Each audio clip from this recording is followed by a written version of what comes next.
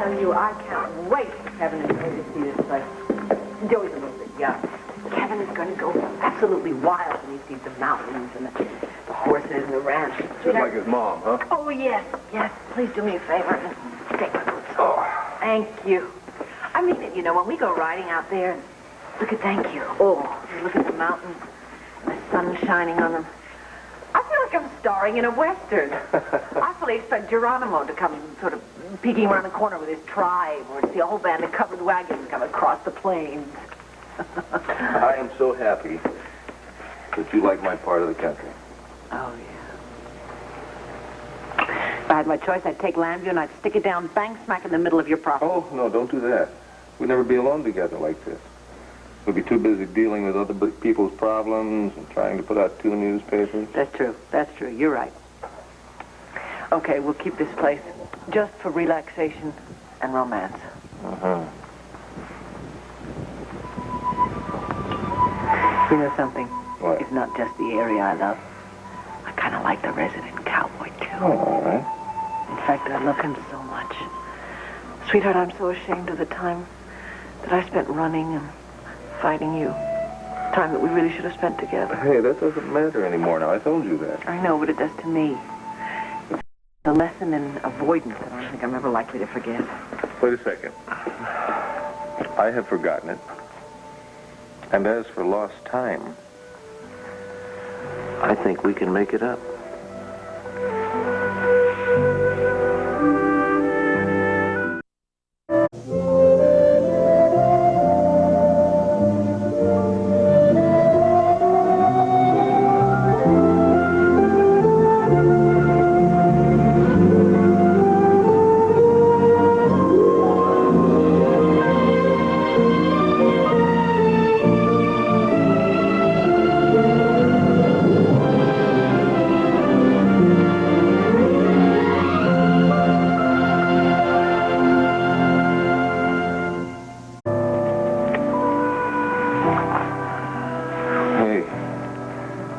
Exactly the expression I was expecting after kissing him. I know. I'm sorry. I just was wondering, what would have happened if I hadn't come to my senses about you? I think this calls for a little discussion. Oh. Let's sit down. Get comfortable here. Oh, isn't that nice of Vanessa to put out a pot of coffee for us? Mm-hmm. All right. Why can't my little bride just let this thing go? I guess it really frightens me to think that I could have been spending the whole rest of my life all alone, and you would just sort of be there. What I was doing was so stupid. You weren't thinking. I know, that's the whole point. My natural reactions and instincts were 100% wrong. I mean, really, to let Ted Clayton into my life and push you away? Stupid. You know, I remember talking to Pat about this once when I was feeling real low. She had a theory about it. I don't know if she mentioned it to you or not. No, what was it? Well, that you could deal with Ted Clayton and your feelings for him because they weren't particularly passionate. I would say that was probably very true. He was just sort of comfortable to have around, at least in the beginning. Well, anyway, her theory was that those feelings weren't threatening to Joe and you and your memories of Joe, and I was. Yes, she did mention that to me. But, of course, she told me that at a time when I couldn't deal with anything. So it didn't make much sense to me then, but of course it does now. And that after you had been burned by Clayton and his manipulations, you pulled away from me, as you would of any man. And you couldn't deal with that. No, I couldn't. I ran out of patience, of ways to deal with you and to try and get through to you. I knew if I didn't quit the banner, I'd never get over you. That's when the war really began, isn't it? Do you realize, sweetheart, that if I hadn't gone to jail, we might still be carrying on that war? Isn't that awful? Not a chance, honey. We were meant to be. And so here we are. I know. But believe me, if I hadn't gone to jail, we wouldn't be together right now. Because I was afraid, and I was lonely, and depressed, and I had nothing but time to think about my life. Unfortunately, to think about you. Oh. And the next thing I knew, the little jailbird agreed to marry me. Isn't that incredible? I don't even know where that came from. That yes just sort of popped out of my mouth. I don't know who was the most surprised, you or me. Probably me. After all, you must have had some inkling. You wouldn't have put yourself on the line like that. Oh, I wasn't about to let you get away and get busy again. Start building another wall. Thank heavens you didn't. Sweetheart, I needed Joe, and I need you. You know something? What? Most people are not lucky enough to experience this kind of love even once in a lifetime. I've been so lucky I've had it twice. I've loved two wonderful, wonderful men. I think somebody up there loves me. Me too. You know, I never thought I'd find you. And then I gave up hope of having you. And now look at us. Gradually becoming an old married couple with 2 sons and 2 newspapers to raise.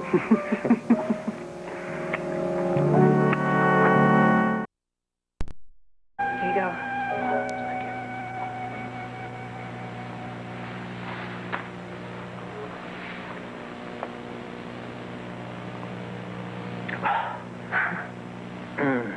I'm telling you, Edwina, I was never so scared in all my life.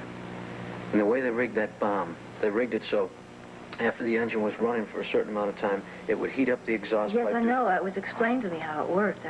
I just don't understand who they are and why they're after Clint. I don't know either. The police are trying to figure that out. Are you going out? I'm sorry. I didn't even realize. Are you going somewhere? It's all right. It's not a problem. I'm in no rush. Well, if somebody's coming to pick you up, I can Would just... you relax? Just drink your beer, you know? Okay. I'm meeting Marco at Llanview West, is all. Marco? Yeah, he called me. After I got back from the wedding, he said he had something very important to talk over with me. Maybe it's about the film. I'm assuming it's about the film. Well, he's been working pretty hard lately, you know, with the soundtrack and laying in the music and all that stuff. At least I think he has. I haven't seen him in 2 or 3 days. Yes, and obviously he didn't show up at the old wedding. Yeah, I wonder why not. I mean, he knew his friends were going to be there, me and you, and... Yeah, that's 2. Well, he probably has good reason. You know, he's hard to get a hold of and all that, you know. After everything that you've done for him, I should think he'd want to see you. No, I'm sure whatever he's doing, it's for a good reason. I just would like to know what it is. Well, ask him. Get it out in the open. You're his brother. You have a right to do that. You're right. I think I'll call him up and ask him if he wants to have lunch tomorrow or something like that. Actually, I'm not meeting him until midnight. You could probably find him at the hotel suite. That's even a better idea. Hey, I can probably catch him now if I take off, all right? Sure. Yeah. Why don't you join us later? Sure, that sounds great. Thanks for the drink. Right.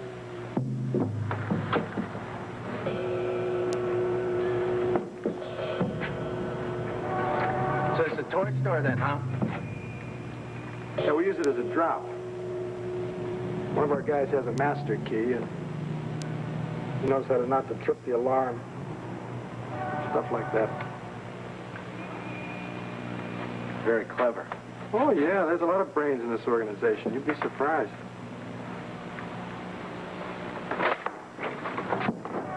Did you get it? Of course I got it. Merry Christmas. Ah, got all 5,000 there? Count it if you want to. No, I trust you, Tony.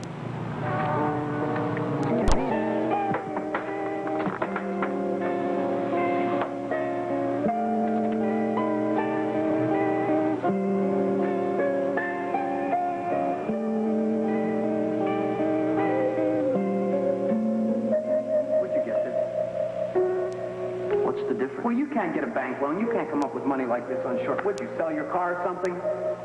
Yeah. That's why I built the car, to sell it. What are you doing, Marco? No, I can't let you do this. It's too late. The car's sold. Bought, sold, delivered. It's gone. That car was worth more than $10,000. Don't you understand, Marco? That's what I do for a living. I build cars. I build them. I sell them. Take the money, Marco. You always got to take a risk when you build a car. You didn't have to take this risk. Would you stop arguing? Take the money. Marco, come on. Just... No. Why don't you let me help you? Come on. We'll start over. We'll take it from where we left off. What's that supposed to mean? Like brothers.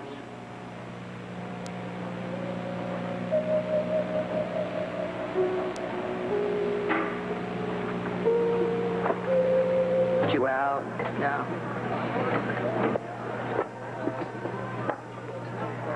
Oh, you gotta find out. I want to talk to you, Marco. Subject. The fact of the matter is, now that the film's going to be released, I'll have your $10,000 back to you in no time. Well, what exactly did you do with the $10,000? Well, you know what I did with it. I used it to give to Piermont to buy my way out of the wreck-it. Did he let you out? Yeah, well, what is this? What are you giving me third degree about? So you're telling me that you're completely finished with Steve Piermont and all his people? You have nothing to do with them? Yes! You liar.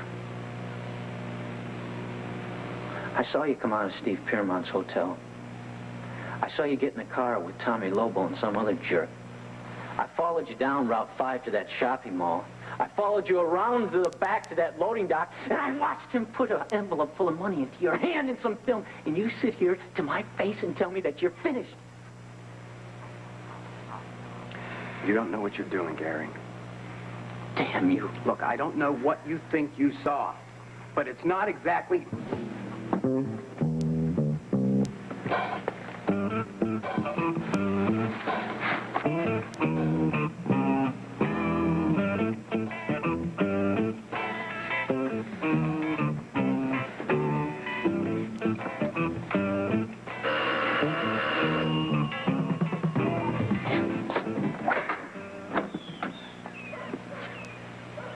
Hey.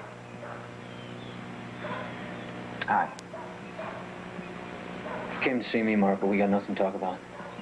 I came to help you move. We can do that non-verbally, if you'd like. I don't need any help. Well, why don't we, help Mrs. Hopkins out and not let that expensive heat escape?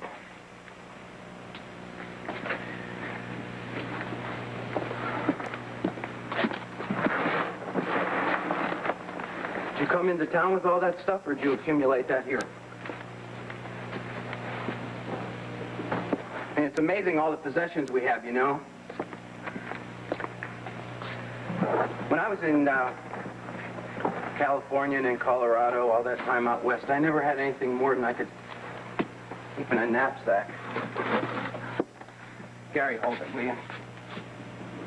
Get out of my way, Marco. I want to explain about last night. You had a chance to explain No, last I night. didn't. I was too shocked about your fall. I don't want to hear some story that I you made don't up. have a story. I want to explain to you it was not what it looked like. It wasn't. So what was I doing, hallucinating? Why don't we just go sit? I don't want to sit down. Look, I did try to buy my way out of the bomb with that money. You didn't see what you think you saw. Why don't you tell me what I saw? Because I can't explain this to you now. Please don't follow me around. Don't ask. Don't worry about it. I don't want to on be my anywhere near you. side. You want to come around telling me all these stories. Marco Dane, bit director, part-time director, going to make a lot of money. The whole thing falls through. Marco Dane Hood. You're my brother. You're my only family. Please, give me the benefit of the doubt, will you? I already gave you the benefit of the doubt, Marco. Look what it got me. It kicked me in the teeth. You're no different, Marco. You haven't changed at all. No different than the guy who never got a hold of his kid brother when he was growing up. You're the guy who got my brother Mario killed. Nothing's changed at all, except now I'm on the list.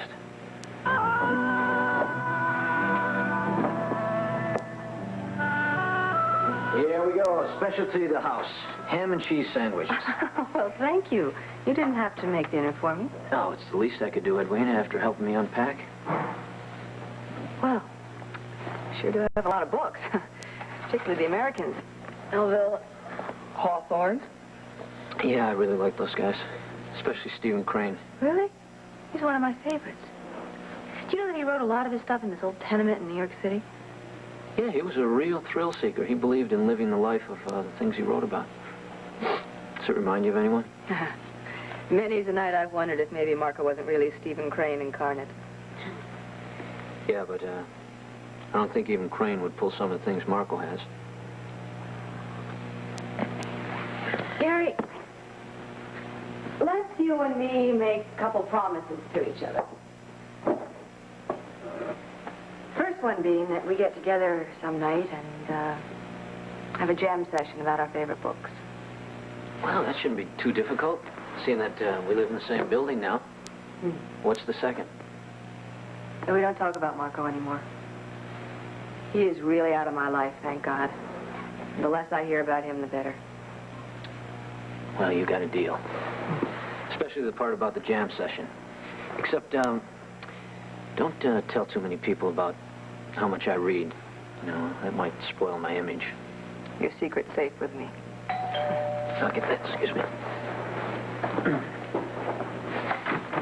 Hi, Gary. Cassie, come on in. Thanks. I hope I'm not interrupting anything. No, I was just helping Gary unpack. What you got in the box? It's a housewarming present. Oh, Cassie, you should have done that. Well, I wanted to, and I know you don't have a lot of stuff, so...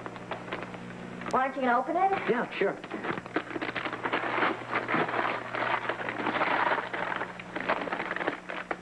I made it myself. I hope you like it. Yeah. Let's see. Oh, it's beautiful. Just what I needed. Well, I'm glad you like it. It's beautiful. Where did you learn to make such gorgeous pottery?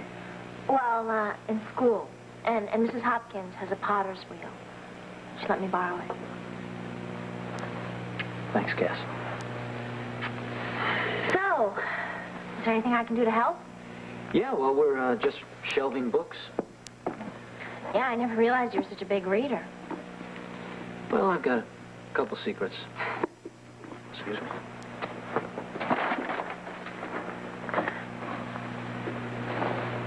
We've been doing a lot of reading in school this year, especially American Lit. Oh, we were just talking about how Stephen Crane was one of our favorite authors. Stephen... Oh, Cassie left in such a hurry. I hope I didn't say anything that hurt her. No. That's my department. Seems everything I say, Cassie takes the wrong way. If I compliment her, she thinks I'm in love with her, and if I ignore her, she thinks I hate her. It's pretty understandable, considering how she feels about you. I really care about her, Edwina. It's just that I don't know how to discourage her without hurting her. I think it would be better to hurt her now and let her get over it. Well, you're right. You're right. It'd just be a lot easier if I could tell her I was in love with someone or something. Well, that's a cop-out. Of course, at the rate you're going, you probably will be in love with somebody by the time you get around to telling her. I don't think so. I've been looking... Good morning, Hi, Dad. Cassie. Hi. Oh, Hi. I'm sorry. No, I'm sorry. I just got out of the shower. I don't have a bathrobe. What do you want? I wanted to return your book. Well, I just gave it to you last night. There's no rush. Well, I already read it. I spent half the night reading. You know, you're right. Stephen Crane is wonderful. I'd love to talk to you. Well, I got to go to work, and you probably got to go to school. We'll talk some other time, all right? I was sort of hoping I could borrow another one of his books. Well, you're here. Go ahead. Yeah. Thank you. Where do you keep the Crane book? Right over there in the middle somewhere. Middle?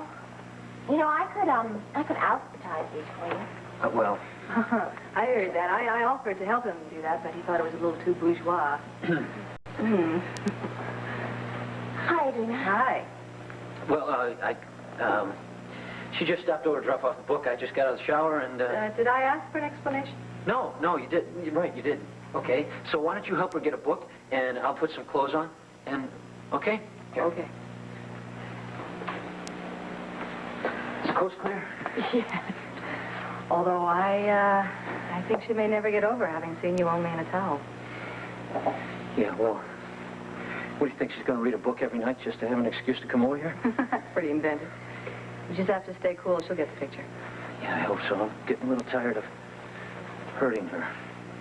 Anyway, I'm late for work. I got to get going. Yes, I have to go to the meeting. Thank you very much, ma'am. I was getting a little nervous there. I didn't know we were going to get this thing rolling or not. Okay, I got $100 here. Now I need 110. Who's going to bid 110 on this beautiful sweater? 110. 120. 30. $140. This is getting a little high. Just relax. You said you like it, right? You think I ought to go out there? Oh, I don't think so. I think Larry would probably be pretty embarrassed if all his friends suddenly showed up at the parking lot. Is that other show that was being put on? Show? Yeah, the one Cassie was putting on for Drew over there. It was all for your benefit, you know. Oh, you think so?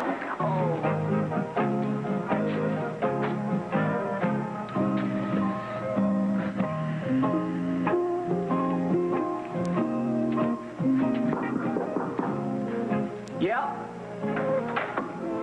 Hello, Gary. When I called you, you said that I could stop by anytime. I trust I may take you literally about that.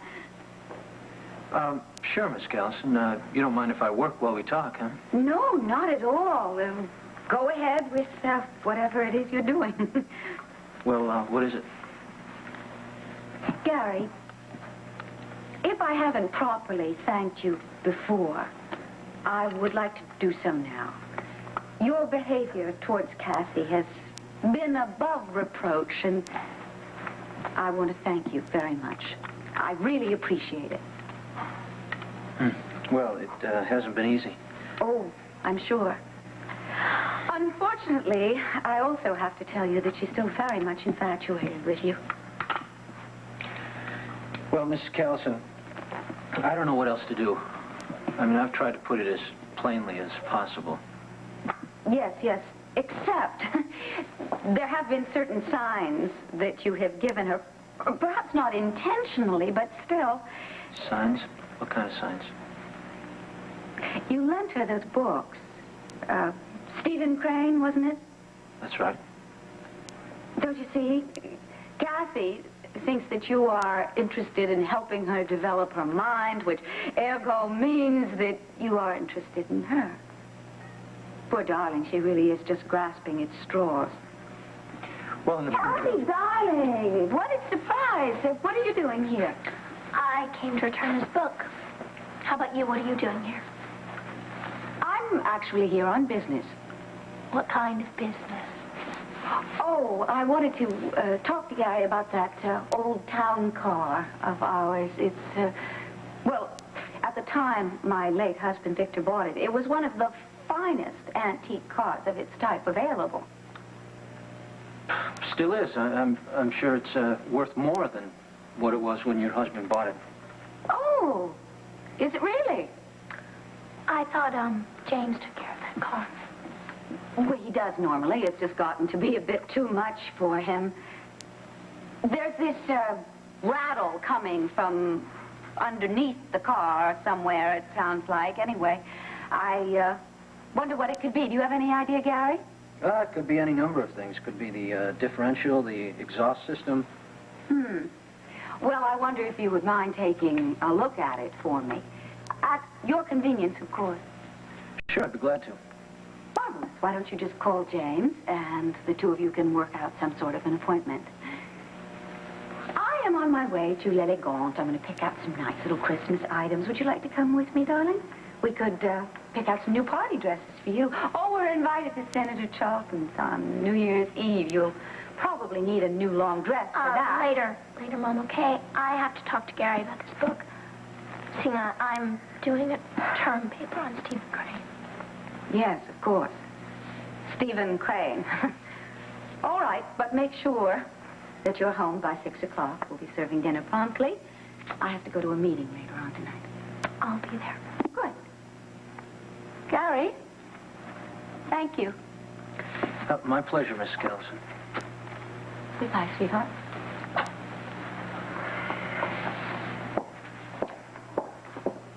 Gary, maybe you could help me figure out exactly what this means. A man said to the universe, okay, what was she really doing here? Well, you heard her. She asked me if I'd help her out with the car. Yeah, I heard, but I don't believe. Gary, did she come here to tell you not to see me again? Listen, Cassie, you have to realize that whatever your mother does, she does it for your own best interest. And that is why she came here. Well, if you're so curious, why don't you ask her yourself? Why are you protecting her? Would you believe that I like your mother? No. Well, I do. In a lot of ways. Especially the fact that she'll do anything and everything to do what's best for you. Hi, guys. What's happening? Hey, Eva. Hey, Ian, what are you doing? Not much. Am I late here? No, you're all right. Late for what? Well, I've been showing Ian some of your basic engine mechanics, how to tune up the engine and clean the carburetor, things like that. You have? Yeah, he's taught me more in the past 2 weeks than I learned all year in shop. So what's next? How about the carburetor? Don't need any help. Just let me see if I can figure it out myself. Necessary in all internal combustion engines. Although you won't find one in a diesel. That's a hint. What is it? Don't answer, Ian? I bet you guys think I don't know what it is. Come on, Cass, quit stalling. It's a carburetor. Turkey. That's pretty good, Cass. Now, what does the carburetor do? A carburetor helps run the motor. Terrific answer, Cass. She really knows it. Well, why don't you take it from there? Well, gasoline itself doesn't burn fast enough to drive the pistons in a high-powered engine. So the carburetor takes the gas and air under pressure, turns them into a vapor. Hold it. Don't tell the whole story. I mean, if we can wake Cassie up here, maybe she'll tell us if you're right. Come on, Cass. Cassie, quit fooling around. How's he doing? Oh, he's right on the nose, Teach. Yeah. Well, then why don't you take it from there? Well, then this vapors. Yeah, what's the vapor called? The mixture. Right. And the mixture of air and gas is very important to the engine, right? Right. Now, where was I? Let's see. Oh, the Duino. Am I interrupting class? No, actually, I think we're just supposed to get a recess, right, Teach? Yes, whatever you say, Cass. Well, it is dinner time, and I thought since you probably weren't going to stop, I'd bring a little something to nourish the inner man and woman. Well, that's great. I'll tell you what, so we won't lose our quota for the day. Ian, you have Cassie help you clean out that transmission, and then, well. Okay. Why do I have to do that? It'll be a good experience for you, Cass. Come on. Well, what about the chow? The chow? Well, first you work, and then you eat. How's that? Great. Come on, Cass. You're a tough man, Mr. Curley. Well, what do we got here? Oh, they got a little liverwurst sandwich. How's that sound? Sounds great. How'd you know liverwurst was my favorite? Just a lucky guess on my part. So if the folks give me nothing but money for Christmas, I should have enough money to buy a heap, you know? I mean, it's not going to be anything fancy, but, you know, at least something with good wheels and a good powertrain.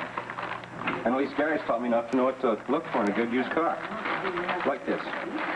Now, if you bought a car with a transmission like this, you're going to start out right away with $300 in repairs because... Right. Let's see what we got. Some terrific lady. I didn't bring any. Yeah.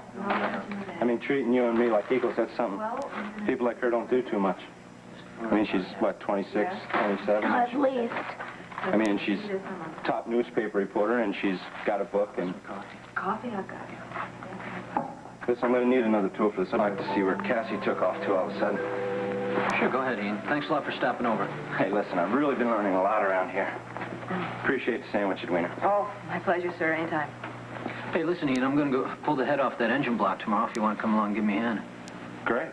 Be here about 3:30? Or I could cut school if you want me to be here early. No way. You come after school. All right? See you tomorrow. Yep. Bye-bye.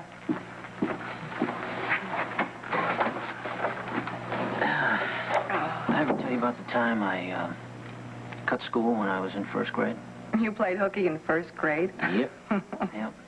Of course, Marco was doing it all the time, you know. He was 16. He was junior in high school. He was about ready to drop out anyway. I was the youngest kid to ever go in front of the truant officer in East Liverpool, Ohio. What did they do to you to show you the error of your ways? They didn't do anything. It was Marco. As soon as he found out, whew, he put me straight. See, he was sort of my surrogate father. I'll tell you, one time he gave me a walloping I'll never forget. At the time, I thought he hated me, but now I realize he did it because he loved me. Make you uncomfortable? Me talking about Marco? Yeah, you got it. Yes, I'm sorry. It's my fault. I'm still too thin-skinned about him, that's all. I'm not ready to hear all these lovely stories about what a great father he was to you and all his charismatic ways and his witticisms. Did you get enough to eat? Yeah. Yeah, that ought to hold me till the pizza tonight. Oh, you're having pizza tonight? Yeah, after the picture show at the Orpheum. That is what our Texan friends call it, isn't it? What picture show are you going to see? The picture show at the Orpheum. We are going. That is, Say, it's got to be one of the best pieces of filmmaking I've seen all year. Including Blood Moon? Including Blood Moon. I will nominate it for any Oscar in the book. Hey, you're really up on this, aren't you? Yeah, well, there's just something really uplifting about a good film, don't you think? Well, sure, but, I mean, what do I know? I just thought that somebody being in the business like yourself as a writer would be a little more critical about it. Well, I did remember that scene where Matt's chasing Laurie through the train. Well, I looked over at you and saw the tears rolling down your cheeks. All right, okay, so you caught me on a romantic hook. Yeah.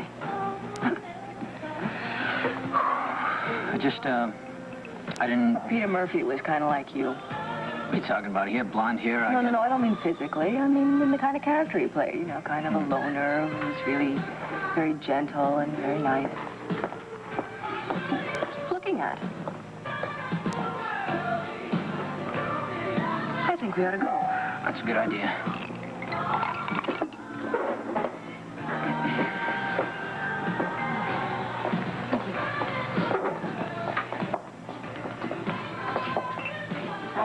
Hi. What are you guys doing here? We went out to see a movie. Any good? Yeah, it was pretty good. Tell you how good it is to see you, Gary. Oh, it's great to see you too, Georgine.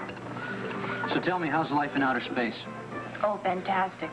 Believe me, once you get bitten by that bug, there's nothing else. Forewarned is forearmed. But I prefer to concentrate on planet Earth right now. Do you feel you made the right decision? Professionally, you bet. I mean, that's the future. And I have never done more exciting work. How about personally? Well, I don't know. I guess I'm not over Bo yet. So I didn't want to see him this trip. How is he? Well, he's busy. He's got a lot of irons in the fire. He bought my race car. He did? Yeah. Well, why didn't you tell me that? That's exciting. How's it working? Well, it's a good car. I just never had a chance to run it through its paces. Made you sell it? I'll be there in a second. Hurry up, getting heavy. Hi. Thank you. Well, what am I supposed to do with this? Why don't you try putting it down over there by the sofa? Your bottles? 6 of them. They're all champagne. Hey, what'd you do, win the lottery or something? No, it's just journalism. Oh, that clears that up. I'm working on an article with Charles Conway, our foods editor, on champagne and comparing French and American and New York and California wines. Oh, I see. So you're going to interview the bottles? Wrong. I'm going to taste the bottles, and I thought maybe you could help me if you just open up that box. All right. A woman after my own heart. Unless I'm interrupting you. No, not at all.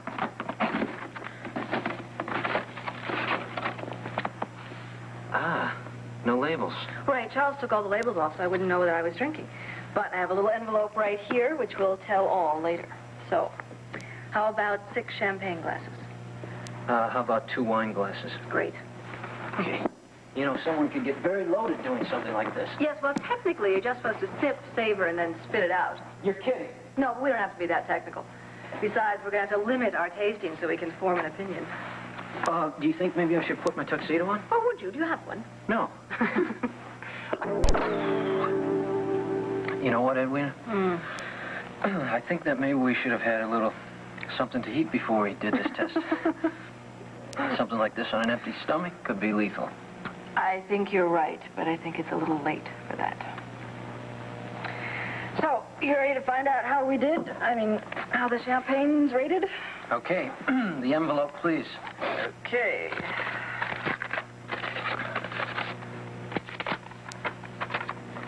Aha!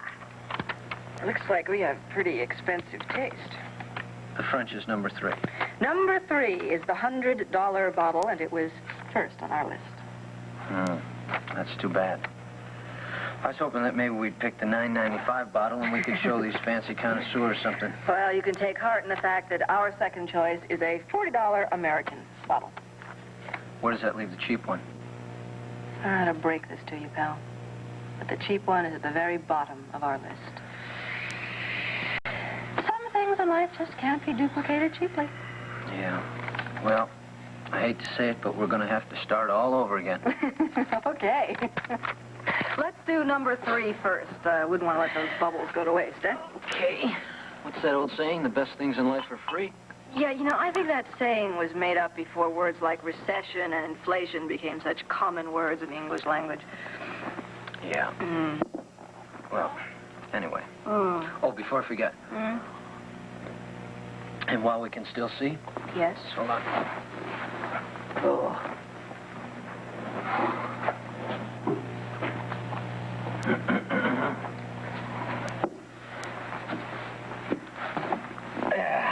Well, what do you think? Where should I hang it?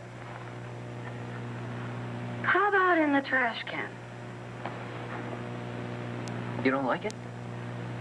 Oh, well, how about the bathroom? This was painted by a girl I went out with 2 years ago. And she told me when I broke up with her that I would be very, very sorry because one day she was going to be a legend. Well, in that case, why don't you put it in the closet? And then when she becomes really famous, you can sell it for a lot of money. Are you expecting somebody? No. And there's not...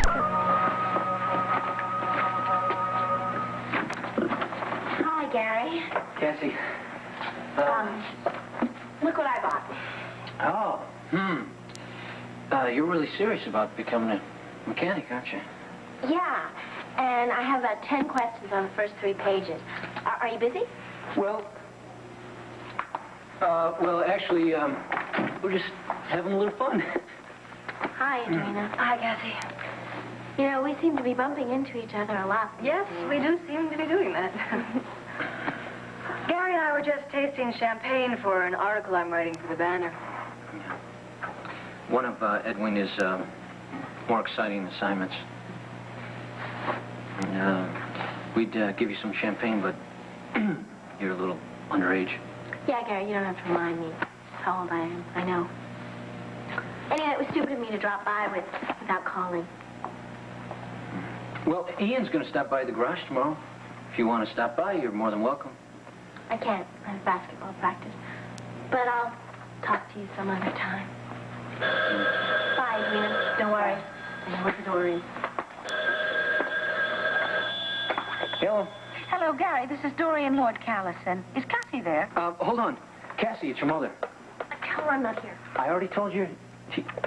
Come on.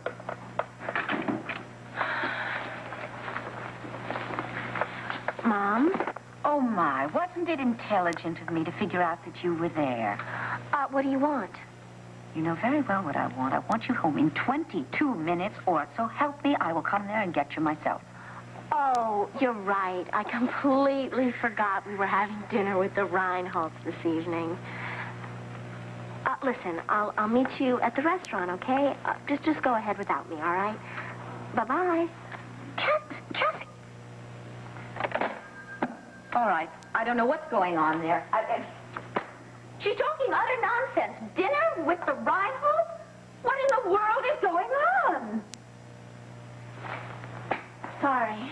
You know, the problem here is I can't tell the difference between the expensive bubbles and the cheap ones. I would go home and type up our findings, except I don't think I can type.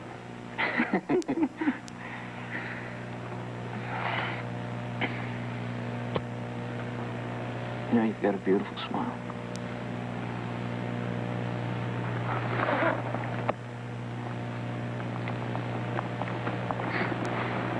You only notice because you make me smile so much.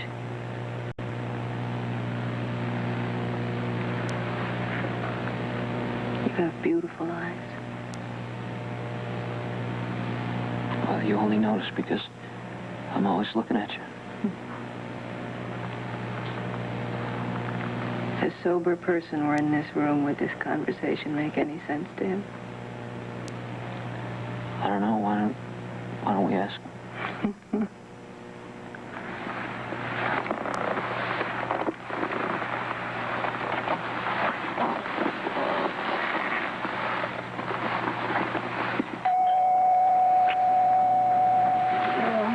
Nobody's home.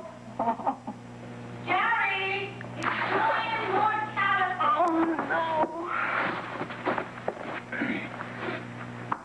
Okay. Hello. Mrs. Callison. Hello, Edwina. Hello. My goodness, where's Cassie? And I certainly hope she wasn't.